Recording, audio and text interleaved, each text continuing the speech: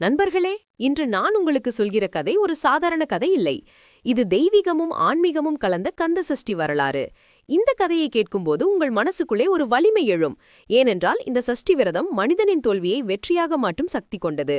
ஆயிரக்கணக்கான வருடங்களுக்கு முன்பு சூரபத்மன் என்ற அசுரன் உலகையே அச்சுறுத்தினான்.